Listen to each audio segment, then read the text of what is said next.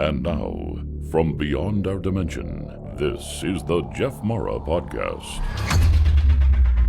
Here's Jeff. My guest is Ryan Nurse, traumatic brain injury survivor who during his near-death experience viewed himself through the eyes of the Creator.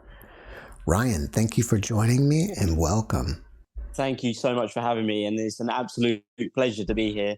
And I look forward to sharing my journey with you and your audience. Well, we're excited to hear about it. And Ryan, if you don't mind, let's start on the day that you got injured and go from there. Yeah, sure. So, look, as an 18-year-old boy, I done what most 18-year-olds done, and I'd go out, for instance, and I'd go partying, clubbing, etc. So on this November evening, I went out with some friends, and we went to a nightclub, and the drinks were flowing, the music was pumping, and we were literally dancing the night away. And as we left the club in the evening, some older sort of lads followed us out, and they removed us from the taxi that we was in. And after, say, a short disagreement, me and my friends decided it would be wise to take a separate taxi back to the safety of our parents' homes. So we got into a separate cab, we left the club, we turned left and left again onto a dark, unlit road. And as we're driving down this road, we noticed that the bright white headlights from that same vehicle that we'd just been extracted from was following us. And then suddenly, out of nowhere, there was a loud, angry voice shouting through our driver's walkie-talkie, demanding that we pull over. So as our driver begins to slow the vehicle and pull up onto the curb, we was asking him questions like, why are you doing this? Why are you stopping the car? And me and my friends were sat there as the vehicle come to a halt. We were scared, we was confused. We didn't really know what was going on. And that same vehicle pulled up behind us and switched the headlights off. And then we were sat there for this moment, really worried, really scared, didn't know what to do. We were just thinking, what happens next? And then there was this bam, bam, bam on the passenger front window. So my friend that was sat there opened his window to see what the issue was, and he began to get punched through the window. So I done what any, say, normal friend would do, which was to try and open my door to try and stop this madness from happening. But as I did, I was greeted with the same fist. I hadn't even had a chance to take my seatbelt off, and I was sat there like a sitting duck whilst being pummeled in the left side of my temple. And I didn't really know what to do. I was just so focused on trying to undo that buckle, that belt, because it was stuck and I was locked to the back of the seat. I was panicking. I was nervous. And, you know, in all honesty, at one point, the thought that was going through my mind said, Ryan, this is how you are going to die. But thankfully for me, I managed to pop that buckle and I managed to run down to a separate road and call a friend to come and pick me up, who took me back to the safety and the comfort of my parents' home. But for me, the very last thing I remember was walking up to the front door of my parents' home, opening the door and walking through. And then after this, I can only speak to you from the perspective of my parents. So apparently I went home as I usually do and I got into bed. But as my parents were sort of watching me, and my mum was there monitoring me that night because she knew something wasn't quite right. It was those sort of maternal instincts. She just knew that something wasn't right with her son. And she said that I was making these weird noises and I just wasn't my normal self. So as the hours went by, I started to vomit, this jet black vomit. So my mum rushes in and tells my dad.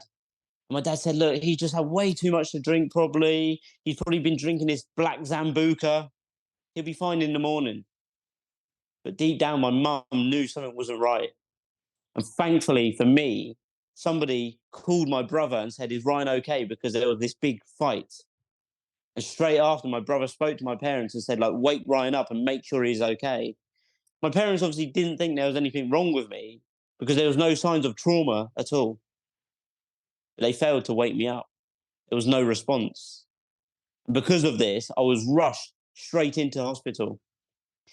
And at the first hospital, they didn't really know what was going on with me. And no one told my mum, who was there, anything that was going on.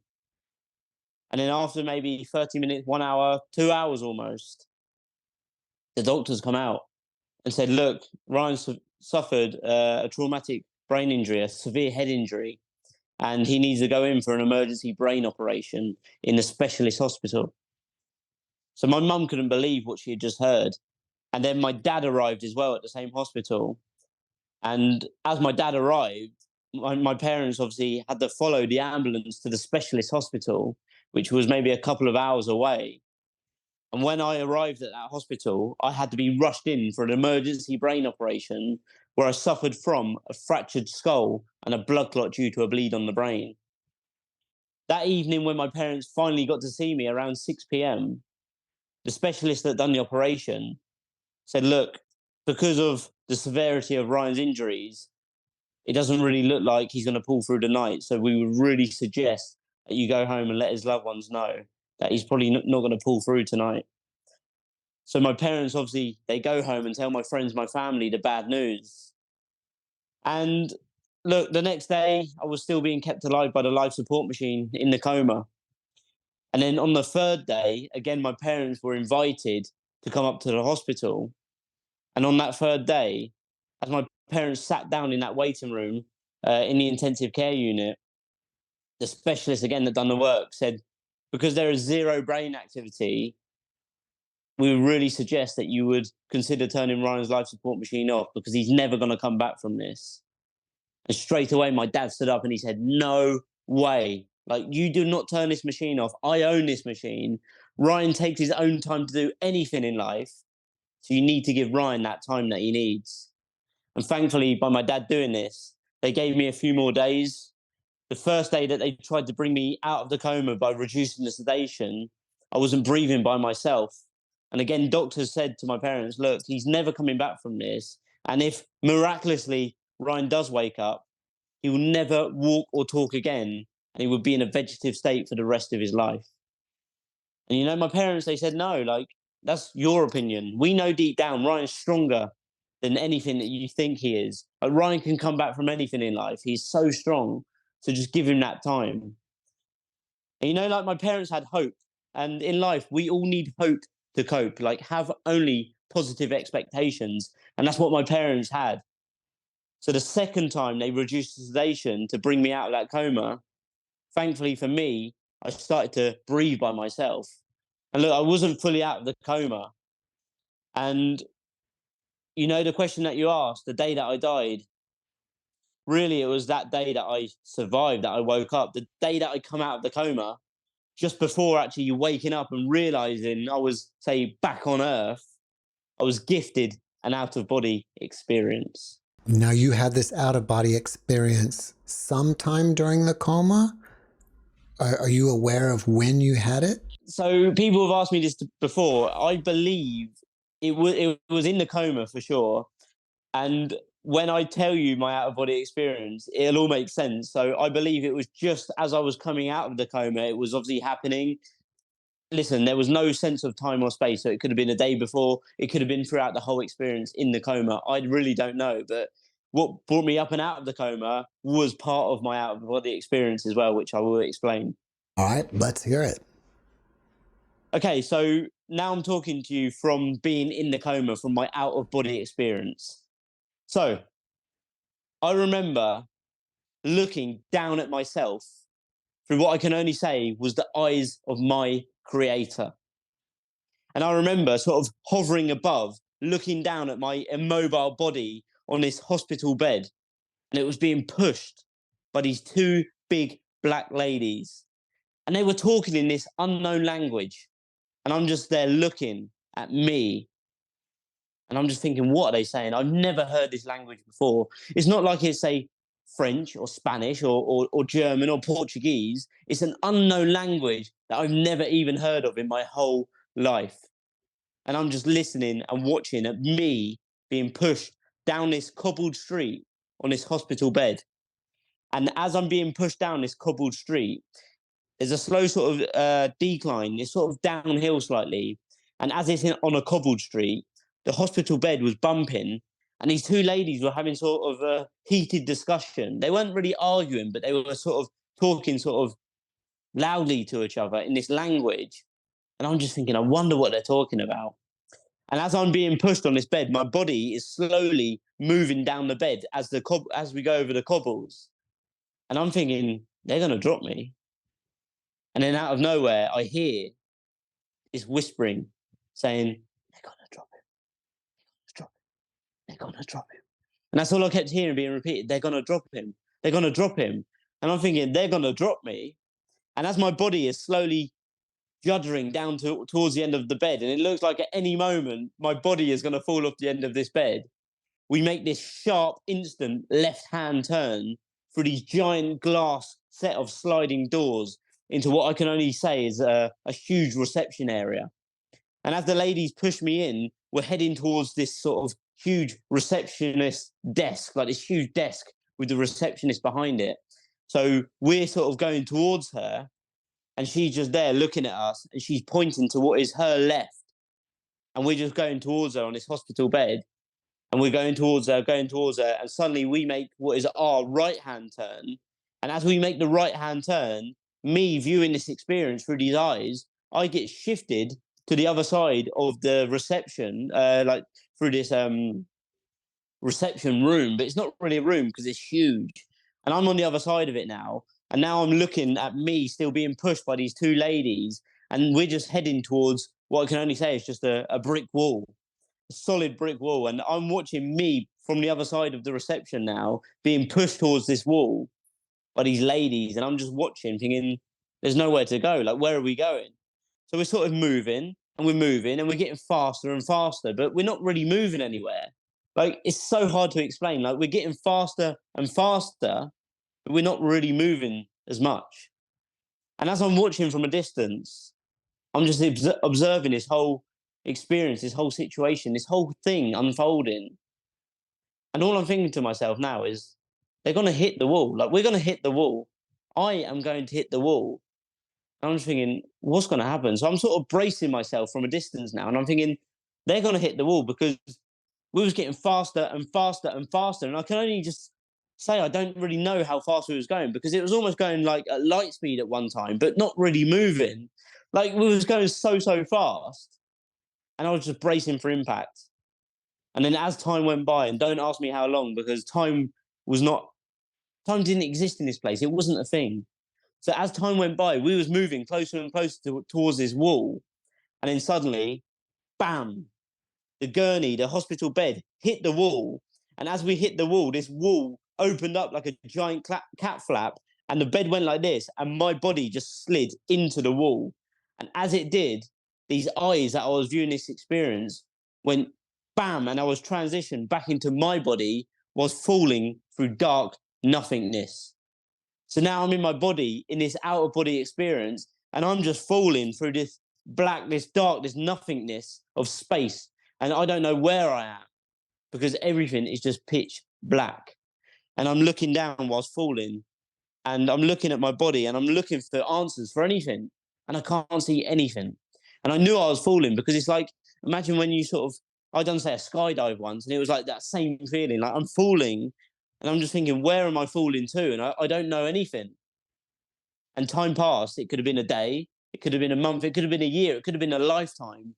I really don't know. But time passed, and I'm still looking for answers, desperately looking for these answers. And then as I look down to my left, I see in a very, very distance, down towards my bottom left here, as I look down, this glistening white outline of a square shape. And I'm falling towards it, because it's getting bigger and brighter as time went by. And as I'm moving towards it, I'm almost being sort of magnetized towards this glistening square. And as I'm moving closer to it, it's getting bigger and brighter, to the point this glistening square got so big and bright, it was blinding. And I closed my eyes. And I remember the moment that I closed my eyes, bam, I felt the soles of my feet make impact to what I can only say is another wall or another cat flap, to what is only another entry to another dimension or universe. Who knows? I don't know.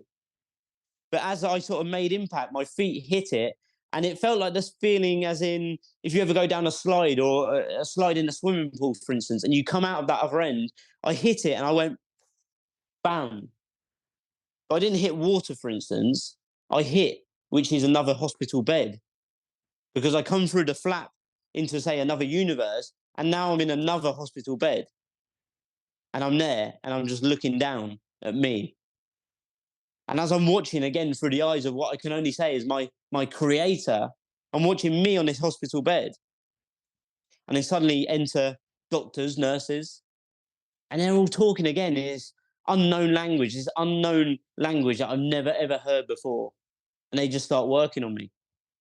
They start doing what they need to do. They're talking in this language, and it's peaceful, you know. It's so, so peaceful. And I'm just watching this whole thing unfold whilst my body, my head is being worked on. And look, it wasn't painful. It wasn't scary. It was just peaceful. It was pleasure. It was blissful. The word I like to use is bliss. It was so blissful. And, you know, like I could have watched that forever. Like I was enjoying and loving watching myself being operated on. It was so, so nice. And they're just talking away, mumbling away in this language whilst they're operating on me. And again, time went by. I really don't know how much time it was. But as the time went by, suddenly they just dissipated. And I'm watching me, and these doctors, these nurses just went behind where I couldn't see anymore. And now I'm just looking down at myself. And I'm thinking, what happens next? And then, look, again, time goes by, and out of nowhere, there's this huge transition, because all that's happening is these transitions. And the transition was almost like I had a giant sort of hoover or suction within my mind, and it sucked the eyes that I was viewing this experience back into my head that was laying there on this hospital bed. And it made the transition. And now I'm laying there, still in the out of body experience. And I open my eyes. And I'm in this out of body experience, and everything is just peaceful, it's bright, it's white. And I just look up, and I'm looking around, and there's nobody there. But all that is there is just in front of me, these giant set of curtains. And I'm just looking at, and again, it could have been days, weeks, months, years, who knows? And I'm just looking at these curtains, and I'm thinking, what's going to happen? But as I'm looking, these curtains slowly start to open. And I'm talking like this, they're slowly starting to open. But as they start to open, this supernatural, bright white light shines through again with such intensity that it almost burns my eyes. And I close my eyes because it's so, so bright. And as the time goes by again, I'm just waiting for the dust to settle, almost like the intensity of this shining light to go down. And I could just feel the heat going away from my face. I could feel it was getting less and less bright, to a point where I said to myself, it's safe to open your eyes. So I slowly opened my eyes. You know, and I remember looking out. And as I looked out, it was the most profound thing that I've ever seen in my whole life. Because I looked out, and I remember looking as far as the eye could see, literally as far as I could see. There was no limit to this place. There was no boundaries. It was just forever. Everything was forever. And as far as I looked out, I remember seeing faces. I saw every single face that I'd ever seen in my whole life. Every single face. It could have been someone that I'd met as a kid. I bumped into him in the street, for instance. And you know what? There was an order of importance. Like the closer these faces got to me, the more that these people meant to me, and they were more important in my life. It could be, say, childhood friends at school, family friends, family members. To right at the end of my bed were the faces of my immediate loved ones, my parents, my mum, my dad, my brothers, my sister, my grandparents. And they were all there. And they were just staring at me. But I remember one of the most important things from this was they were staring at me, but from every single face, were tears just running down, and they were all silently sobbing. And I'm looking there, my heart was going, and I was thinking, what have I done? The very first thought that came to my mind was, what have I done? I really thought that I'd done something really, really wrong. So I'm panicking, I'm nervous. So I'm trying to speak. No words were coming out of my mouth. I'm trying to grab their attention. I'm trying to wave. They just looked straight through me. It was like I didn't even exist. I remember they just stared through me while sobbing, whilst these tears just run down their eyes. And I'm just trying to do anything to grab their attention. And then I give up. I remember I gave up on myself because I started to cry, and I just thought, there's nothing I can do. So I gave up. I closed my eyes. And I remember as I closed my eyes, I put my head back, and I just rested my head onto the pillow. As soon as my head, bam, as soon as my head hit that pillow, it was like that suction was on the other side. It was like I had the biggest Hoover glued to the top of my head with such intensity, with such suction. It was like, and it just sucked the eyes, the experience, the brightness, every single thing, the faces. It sucked everything up and out of my head. And again, I'm just laying there in just blackness, darkness. Everything went from being, say, super bright white to now just pitch black. And I'm just thinking, again, what happens next? Suddenly I'm listening. Beep. Beep. Beep. I hear this beeping noise in the distance. And now I feel my body. Because in this place, wherever I was, this bright white place, it was cold. So, so cold. But now I start feeling my body. It's getting warm. And this beeping is getting louder and faster. Beep, beep, beep. So in my mind, I'm saying, Ryan, you need to wake up for work. I thought it was a Saturday morning. I need to go to work on Saturday. I'm saying, Ryan, you need to wake up because you've got work and you're going to be so, so late. Your boss is going to be so angry. Ryan, wake up. You need to get to work. So as this beeping gets louder and faster, I'm saying, Ryan, wake up. Ryan, wake up. You need to wake up for work. And I remember, boom. I open my eyes. And now I am back in the real world. And as I sort of slowly lift my heavy head up, I look around me, and I remember looking out there, and I'm in this dark room, no windows, just machines. And I'm laying there on my own. And I start looking. I'm saying, oh my God, where am I? And I look, and I have needles penetrating my skin. I have these pads all over my chest. I have a tube stuck down my throat. And this beeping is to my left side. Beep, beep, beep. So I slowly turn my head and I look, and that was the life support machine that had been keeping me alive this whole time. So as I sort of just take it all in, I remember I'm thinking, what's happened to me? Where am I? Is this real?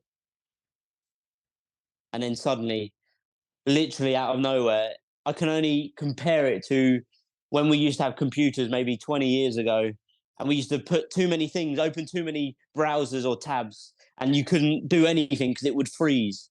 I had so much information downloaded into my mind in one go, I froze. And it was like someone had hit me over the head with a cricket bat, because this information that got dropped into my mind was so painful, because I remembered every single thing that happened in that night prior to being attacked. I remember where I was, who I was with, what happened. I remembered every single little tiny detail, and it got dropped into my mind, and it was so painful, the headache. I just cried again. And I cried and I cried and I cried. And again, back in the real world, I cried and I put my head down on that pillow once again, and I just cried myself to sleep. And then I remember waking up in the morning to the faces of my loved ones, my family, the ones that were in that out of body experience at the end of my bed, crying. I wake up to the smiles on their faces, and it was my family, and they knew I was back, and they knew I was alive. Ryan, thank you for sharing your amazing experience with us. If we go back to the part where they were rolling you in the gurney and you heard the whispering, who do you think was whispering? This is a great question. So for me, I say like the eyes of my creator. So from this experience, I believe that we as humans only know the true meaning of life is when we experience death. But who made us? Who knows? But those eyes that I was viewing it through, whether it's my creator, whether it's God, whoever you think God is, or whatever you believe in, I don't know.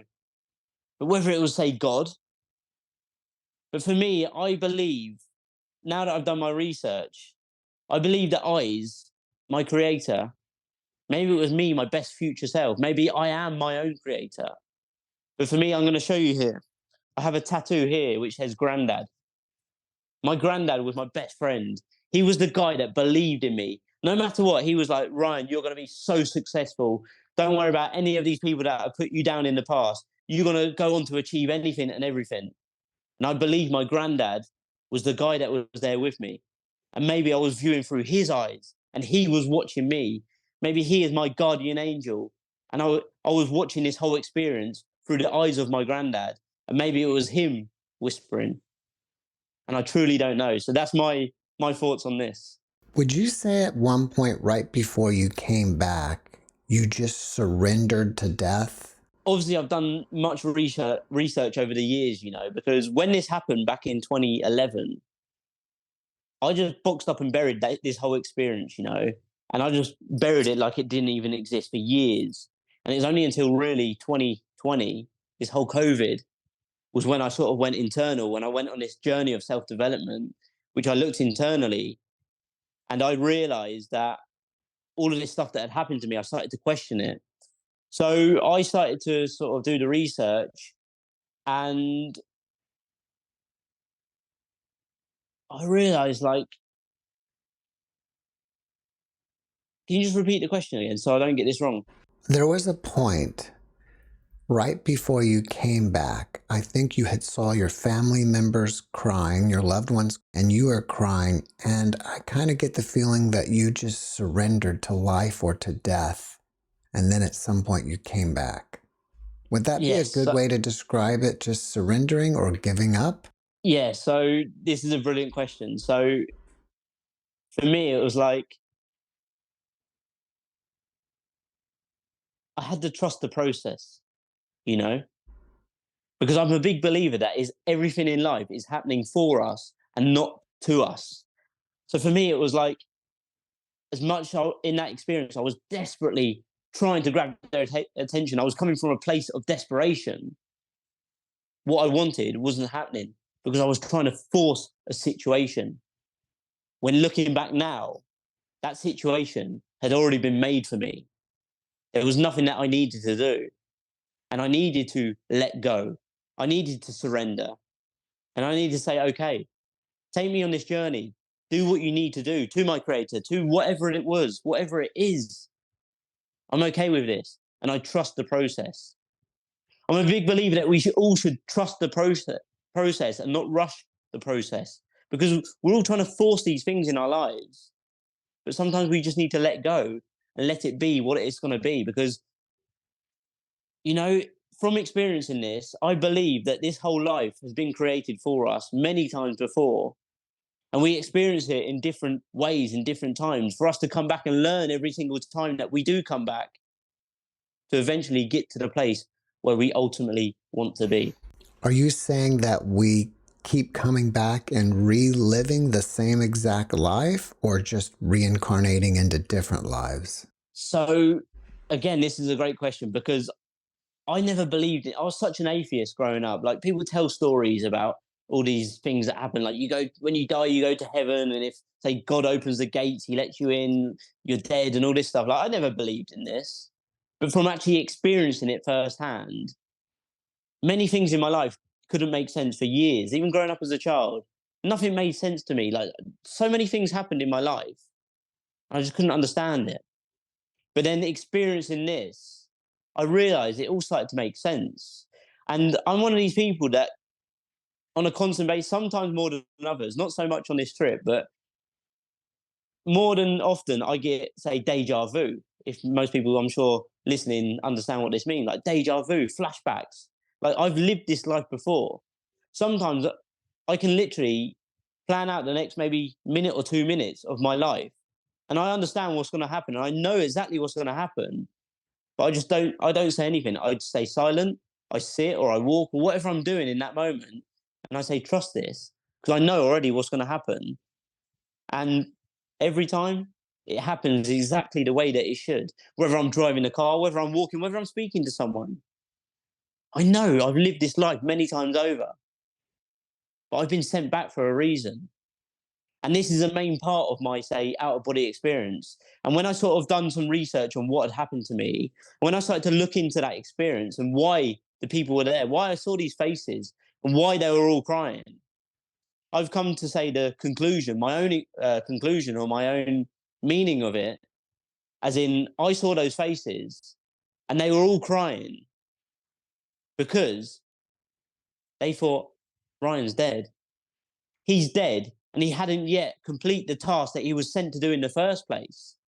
And I'm a big believer that I was sent back by my creator, sent back to this earth, even though the doctors, the specialists said there is no way that Ryan is coming back from this. He's got zero brain activity. No way is he going to come back from this. I believe I was sent back by my creator to finish the job that I was yet to complete in the first place. What is that job? So for me, I believe that I was sent here by, say, God, by creator, by whatever you want to call it. I was sent to this earth to use the knowledge and wisdom from the experiences that I've, say, the adversities that I've faced and overcome, to use to empower, inspire, and guide others to become the very best versions of themselves. To use, say, my wounds as my wisdom. To use my, say, pain as my purpose, to help other people wake up and realize that they are also here on this earth for a purpose, and that they need to stop, say, living life on autopilot, living this, say, life on repeat, this Groundhog Day that society's convinced us that we need to live, and start going after what it is that they're truly here on this earth to do and to serve for other people. You may not look at things this way, but I'm going to ask it anyways. Do you think it's possible that this experience, this near-death experience, was pre-planned by you before birth? You know, this is a great question because it keeps rattling my brain. You know, I ask questions like this to myself on almost a daily basis. Like,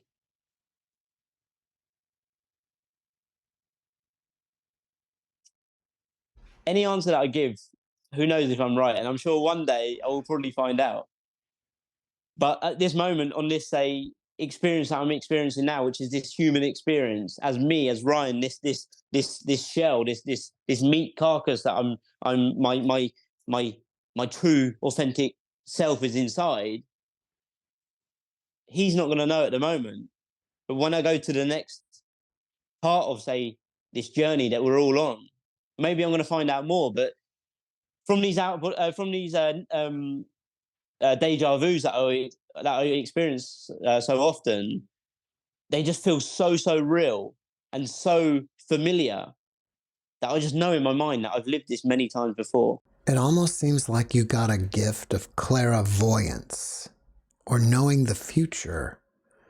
Do you think it's possibly that is what's happening for you, or is it deja vu? Because sometimes people after their NDE have psychic-like abilities.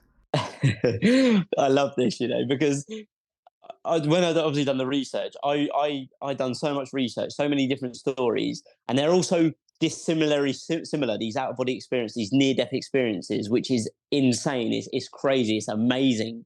Like so many. Like I saw family members. I saw this. I saw that, and they're so similar. So you can't make this stuff up. And for me, I'd always ask myself when I come out of hospital, because even friends told me this, like, what's your superpower? Like, they hear these things, like, what's your superpower? What did you get gifted? And for me, I was like, not frustrated with myself, but sometimes I was like, why didn't I get a superpower? These people, like, they wake up from a near-death experience and they can speak every language in the world. They can play piano fluently and they never touched an instrument in their life. Like, I'm like, what is my gift? What did I get out of this? And you know, now through my speaking, through my coaching, through my writing, just through everything that I do now, after finding my true authentic self, my purpose, I believe this is my gift, to speak, to share my message with the world, and that is my gift. And you know, you said about almost predicting the future already, and I'm currently here in Colombia, and last year, and even last year actually, so 2023, I felt called to come on this trip that I'm currently on now, that I've been, say, traveling Latin America for 2 years almost. I was called by something else, a higher purpose, to come on this trip for sure. And at one point, something was telling me to do plant-based medicine, to look in further to myself, to open up these, say, channels, these gateways, these doors to these dimensions. And I'd done all the research many years ago when I started to go internal and to look at my, say, near-death experience. And one thing actually that I'm just going to mention, because you mentioned it, about predicting the future, was I was on my third ever ayahuasca ceremony, my third ceremony. And at one point, this was the most craziest one as well. This was insane. And at one point, I could predict the future. And as I'm sat there, I knew exactly what was going to happen. And I trusted the process, I trusted the journey. And as I'm sat there sort of tripping and these crazy visuals and things were happening, I knew exactly what was going to happen in this trip, on this ayahuasca experience. And every single thing that I believed was going to happen happened there and then. This guy comes from around the corner. He come and touched me on the shoulder. I knew it was going to happen. I pre-planned the words that he was going to say to me, and he said the exact words. The girl that was sat over in the garden, she waved at me the exact way that she done, and then she come over to me and she said the same words. And I predicted this all in the past. Like I already knew what was going to happen, and it all come true. Do you fear death at all? I love this question. So growing up as a small child, my biggest fear was death. My greatest fear was death. And I'm going to tell you one main experience. When I was a 10-year-old child on my 10th birthday, I grew up with the fear of death. I don't know where this fear come from, but I knew I was going to die one day. Growing up as a small, small child. And I can remember back to things that happened when I was 2 years old. And I remember growing up, 10-year-old kid, my 10th birthday, I run up to my bedroom and I got up onto that top bunk. And I remember I put the covers over my head. And I used to do this on a weekly basis, probably. Covers over my head, fingers in my ears, close my eyes. And I used to tell myself over and over again, this is what death is like. This is what death is like. You're never going to see your loved ones, your friends, your family, your mum, your dad, your siblings. You're never going to hear them again. You're never going to feel their tender touch ever again. And as a 10-year-old kid, I was saying this to myself in my own head. I knew my death was coming. And I used to cry. And I remember I got out of that bed and I was sat at the top of the stairs and I was crying. And my mum come up. She went, "Why are you crying?" And I look up to my mum and I went, "I don't want to be double figures. I don't want to be double figures." And she went, "What?" I said, "I'm 10. I don't want to be 10. I don't want to be double figures." Because in my mind, I knew I was getting older. And the older that I got, the closer I was getting to dying. And it was my biggest fear. And I took that fear all the way through my, say, teenage years into early adulthood. You know, I dragged that fear through to me. Every single thing, I'd either put it off because of fear of death. But, you know, there come to a point in my life where I managed to use my fear in my favor. Because after going through many months of mental misery, after going through a relationship breakup, and after going through depression, after splitting up with my ex-girlfriend, I was sat there one day and I planned it all out. I was literally about to take my own life that morning. And as I'm slumped there on the sofa, I'm literally had the shoulder devil and shoulder angel on both shoulders. And the devil's saying, go on, Ryan, go on, do it. You know what you got to do. Take your own life, it'll all be over. This pain, it's all going to be over now. But then the angel was reminding me, Ryan, remember your biggest fear is death. And that fear caused me to procrastinate. And I used that fear in my favor to procrastinate. And then out of nowhere, the thought that come through my mind said, Ryan, could you live with the thought of dying with regrets? And that was the question. Could I live with the thought of dying with regrets? So I just kept asking myself that over and over again in my own mind. Could I live with the thought of dying with regrets? And in that moment, I realized that I'd already overcome death. I was on my deathbed with zero brain activity. If I can overcome that, I can overcome anything. And after that moment, that single thought pulled me up and out of that depression. And it's got me to the place where I am today. Death was my biggest fear growing up through all childhood, teenage years, even into early adulthood. But now, I don't fear death. I'm at peace with death for many different reasons. One of the reasons, because in that place where I was, whether that was death, it was the most peaceful, perfect place ever. It was peaceful there. It was lovely. It was blissful. But you know, death for me is a motivator, because the biggest motivator of life is death. When you can come to the reality of that you're going to die one day, that's going to put motivation in you to take the uncomfortable action, to go after what it is that you truly want in this lifetime now, and to achieve all of the things that you want to achieve. Because for me, I ponder my own death every single day. And I wake up every single day and I say, thank you. Because in that say depression that I was in, I woke up most days and I said the words, you, because I didn't want to live. But now I use the words, thank you, every single day, because this experience is a one-time only experience in this body that we're in now. Where we go next, I don't know. But you need to make the most out of this experience and just enjoy it for what all it is. Who knows what happens next? But don't fear death. Fear living a life unlived. Because, you know, so many people say they're scared of dying. But the truth is, they're actually scared of living. So let the reality of death be a motivator, and let the reality of death put urgency into living your life today. Because so many people die at 25, but they're not buried until 75. And the graveyard is one of the wealthiest places on this earth. Just imagine all of those undiscovered and unused talents, skills, and abilities that cease to exist. All of those would haves, could haves, should haves that the world never had exposure to. And for me personally, I don't want to perish filled with potential. So whatever you do, people, don't take your greatness to the grave. Has the memories of this experience faded over time? So this is a great question. So naturally, our human brains, we like to make up things. We like to change things. But that out-of-body experience was so profound. It was ingrained in my mind. It was potentially pre-planted in my mind, like you mentioned earlier, pre-programmed into my mind. That out-of-body experience is so clear. I can make it's a mental movie in my mind. It was so clear. It was so precise. It was like real life, but better. And I don't know how this can be, but it's like imagine you're viewing your life, but in HD quality, in even better quality than we can see with our own eyes now.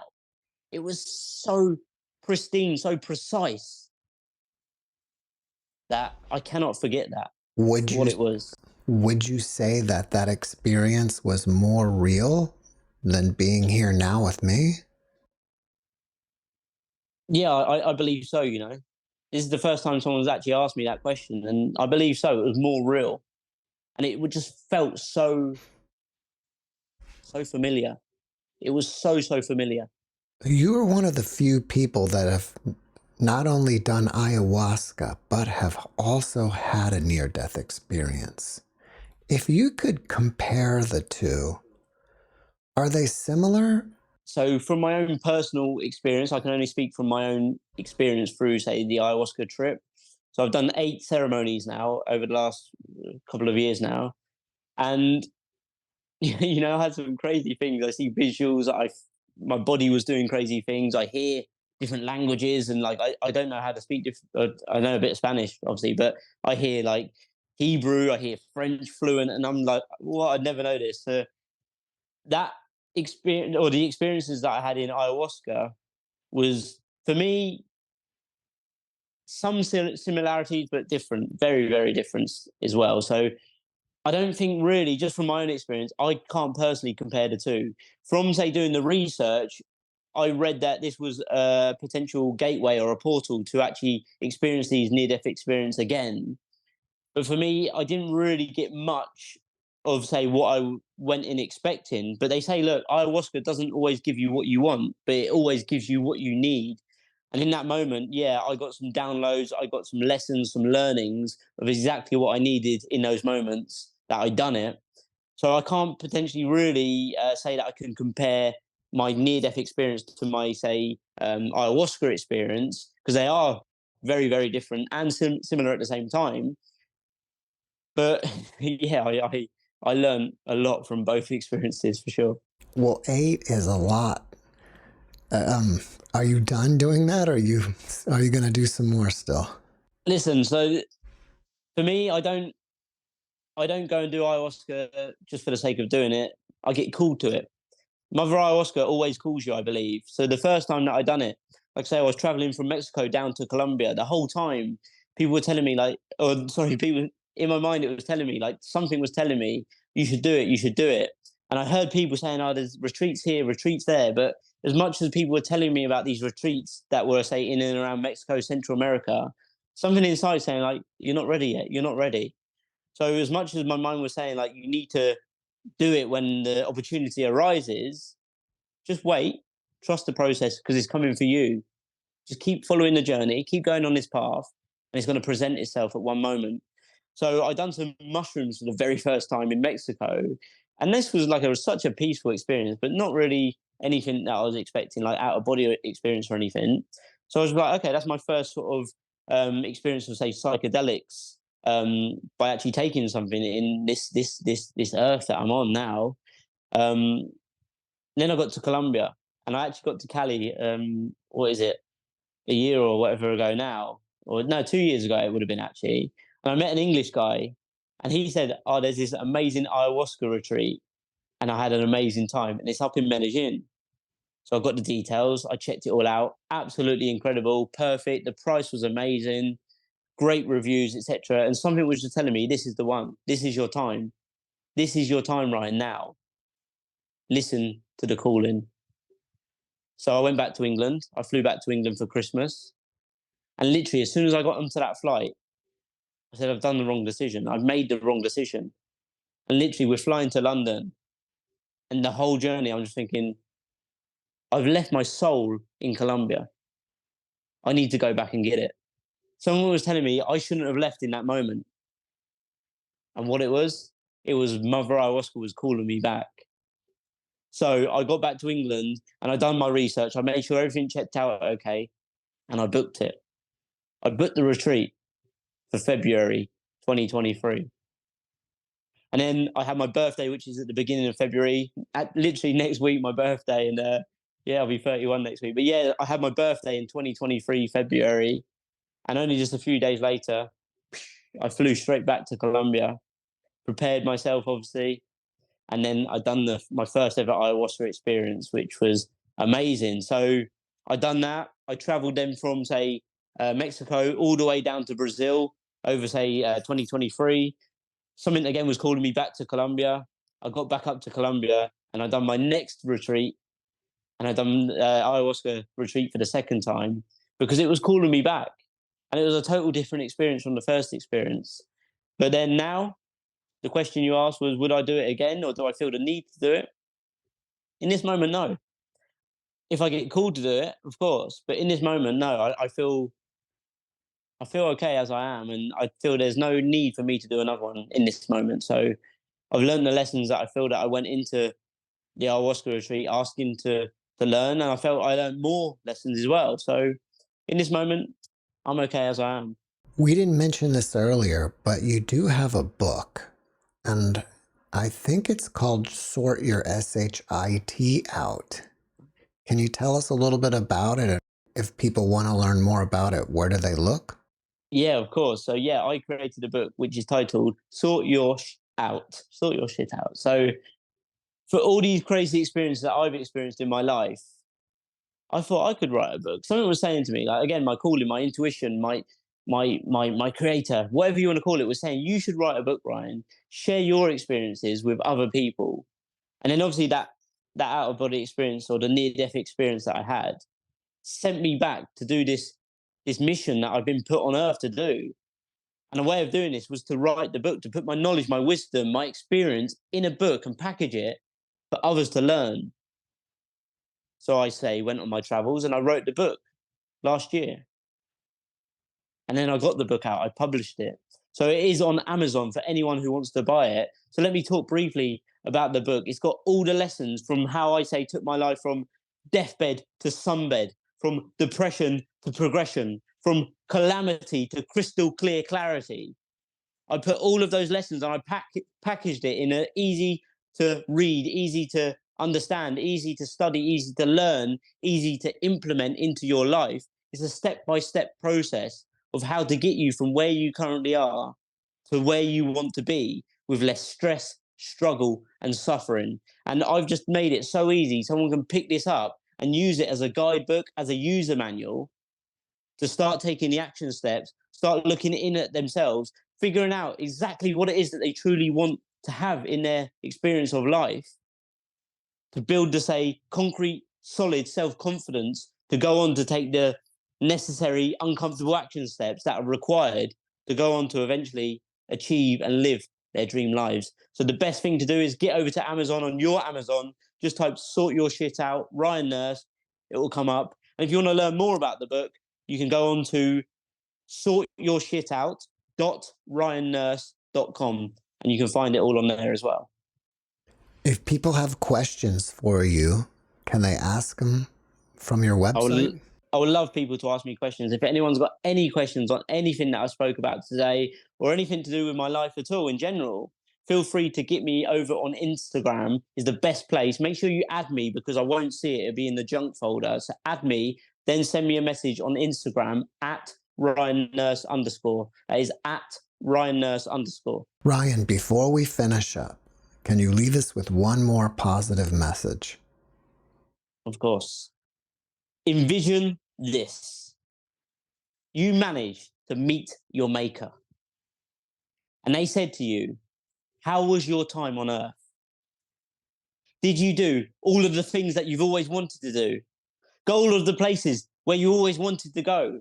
Say all of the things that you always wanted to say? And you said, no. No, I didn't. So they invite you to sit down at this desk. And on this desk are two big books. So you sit down and they point at the first book and they say, this is the manual that I have created for your life. So you pick it up and you begin to flick through. This is your life. You see all of those magical maternal moments in the arms of your magnificent mother. All of those fun times growing up through childhood, teenage years, adulthood. And then you start to see all of these amazing things. All of the things that you were too scared to do. So you pick it up. And you pick up the second book. And as you pick up the second book, you begin to flick through. And you see that is your life. Your life up until today.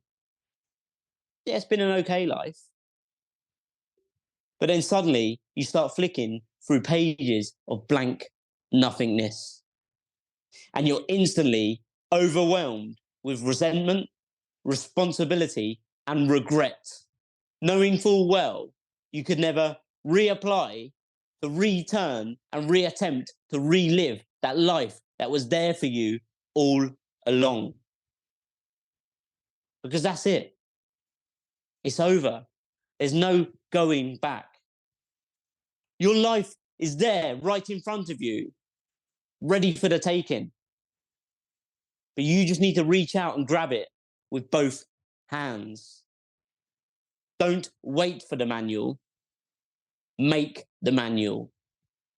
Because hell is the experience. When you die, you meet the person that you are meant to be. So whatever you do not take your greatness to the grave. Ryan, thank you for your message. And before you go, can you do for me one favor? Have a great birthday next week. I certainly will. Thank you so much. All right, take care. Thank you, my friend. Thank you so much. All right, brother. Thanks for watching the JeffMara podcast. I really appreciate you. Another way to show support is through YouTube memberships. And if you do, there are loyalty badges and other perks depending on your level of membership. All you need to do is click the join button underneath the video to find out more. Thank you for your support.